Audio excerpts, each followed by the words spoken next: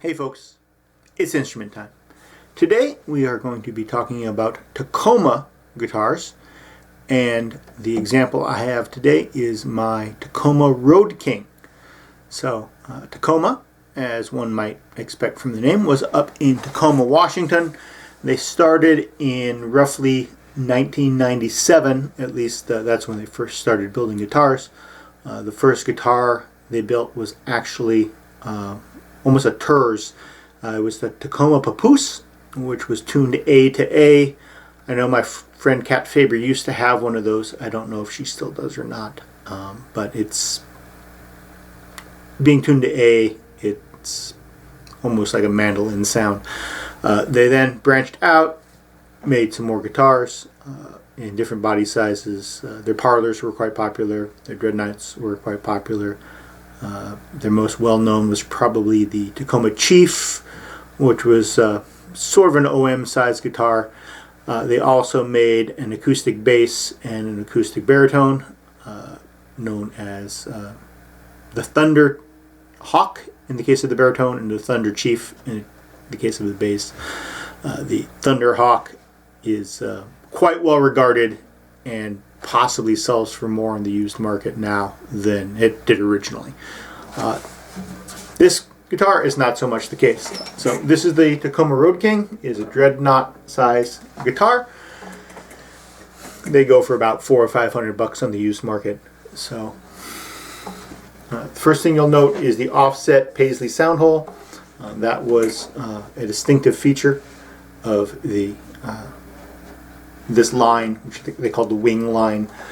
Same thing, it had this swoopy bridge, and then it had what they called the Gumby headstock, which clearly tells you where it was made, Tacoma. It does have a truss rod, obviously, from the truss rod cover. According to Wikipedia, the scale length on this is actually supposed to be 25 3/4 inches. It's not that long. I measured it myself. It is a bit more than 25.4 though. It's about 25.62 or something like that. So as a reminder, we measure scale length from the inside of the nut to the 12th fret, and we double it. So that's the design scale length. The actual free resonating scale length obviously will vary from string to string, but that's the standard that's used. 16-inch radius, just like a Martin, and most guitars that aren't copying Gibson. 1 3/4 inch nut. I measured it. The nut actually sticks proud by about 10 thousandths of an inch, so the nut actually measures 1/760 or so, but 1 3/4 inch nominal nut. Obviously, it has a cutaway. I don't recall ever seeing a left-handed one. They may or may not exist. This one is pure acoustic. They did come with pickups later. They're actually pretty hideous looking in my opinion. They had a big kind of cutout here that was bolted directly on. It wasn't easy to upgrade. And I don't know who made it for Tacoma, but certainly I didn't like them. They were kind of weird looking. So I don't play this one out that often because it doesn't have a pickup, which limits its utility, you know, if you're gigging or something like that. This one is kind of cool. If you count the frets, 15 frets clear the body, which is unique, plus the cutaway, of course. This series of guitar has a bolt-on neck. All Tacomas were bolt-on. This is really bolt-on. It bolts on like a Fender acoustic. You can see the bolts here, and as you can see, there is no heel here outside the guitar. So it's a very thin neck all the way up, very electric feel.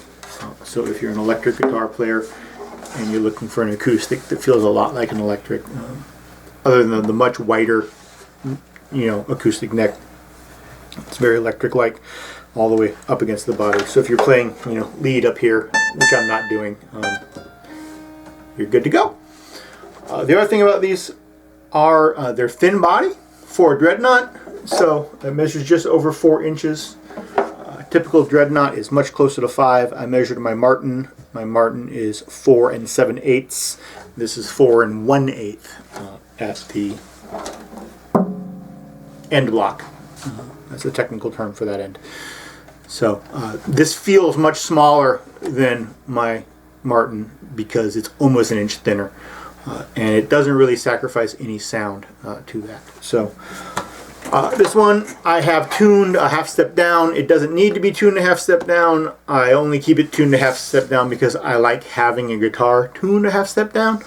All those 80s and early 90s rock ballads were recorded tuned a half step down. So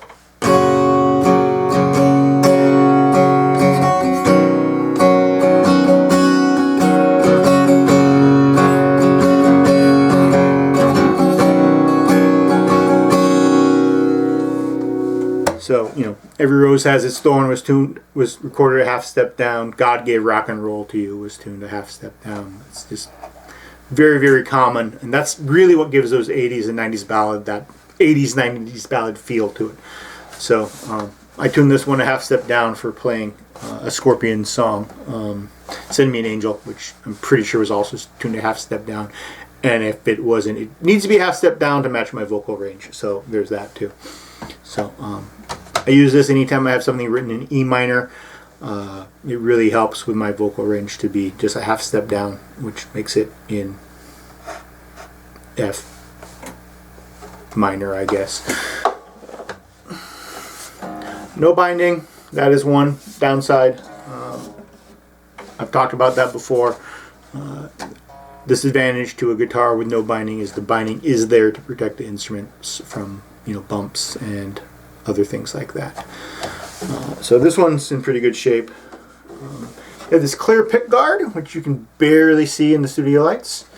I actually forgot about it until I was looking online for some pictures, and oh hey, there's a pick guard. Oh yeah, mine has one too. So that's kind of cool.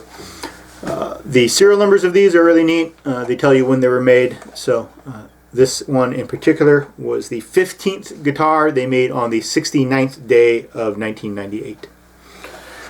Solid spruce top, Sitka spruce obviously, solid mahogany back. And then depending on when they were made, they have either solid or laminate sides. So this one is a 3-ply laminate side. That was not done as a cost savings not done as a cost saving methodology per se, but rather they had a difficult time bending this quite aggressive radius for the Cutaway. So for the first couple of years, if they had a Cutaway, then the sides were laminate in order to make this bend, and you bend the three pieces independently in the press and then in the steam press, and then you glue them together afterwards. So that's why that was done. It wasn't a cost savings method. It probably costs more to do it that way, other than the cost avoidance obviously of broken sides and having to start over. Fender, our good friends at FMIC, Fender Music Instrument Company, purchased Tacoma in 2004 and subsequently murdered it the way they do most companies they buy that aren't named Fender. So by 2008, the company was essentially completely defunct. As far as I know, Fender still owns the IP associated with the company, so they could bring them back, but it's unlikely. These are really neat guitars. They had fairly light bracing, tapered in a couple different directions, so they're pretty responsive. They're very affordable in the used market. You know, they finger pick really nicely, which I normally play with bare fingers. So.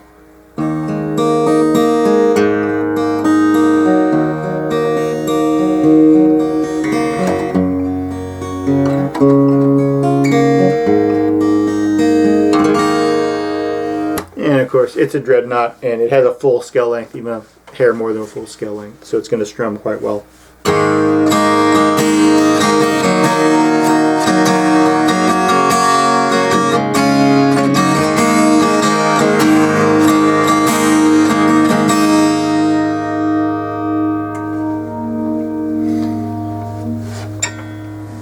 So I like the offset Soundhole. I think they're really cool. You can use them like a handle, like on the Emerald we discussed last week. That's not what they're for. The main reason to have the Soundhole offset like this is because it actually allows for a larger resonating chamber. So if you think about the traditional sound location in the middle, that's the part of the top that's actually moving the most. So by putting the sound hole in the middle of a guitar, actually robs the most sound from the soundboard.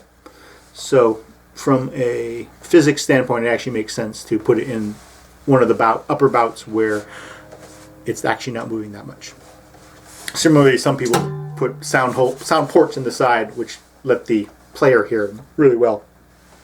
Those are cool. I don't have one of those. Other than that, like I said, they've been out of business for several years. I picked this one up fairly reasonable from a local shop. I think they'd stopped carrying the line. I don't know how long they've had it in stock at the time. I think it was pre-Fender buyout. They didn't make a lot. Like I said, this was the 15th one they made in one day, so I'm sure they were limited to high thousands a year. Tacoma guitars, they're nice, they're fun, they're good value, and you'll have to buy used because they stopped making them a decade and a half ago.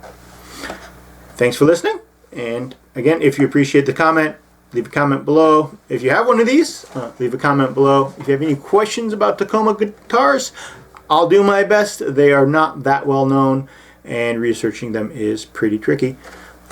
The only other thing to say about Tacoma guitars is that the factory in Tacoma was used to build Guilds for a while after Fender bought Guild and attempted to murder that company. So that's what Fender does.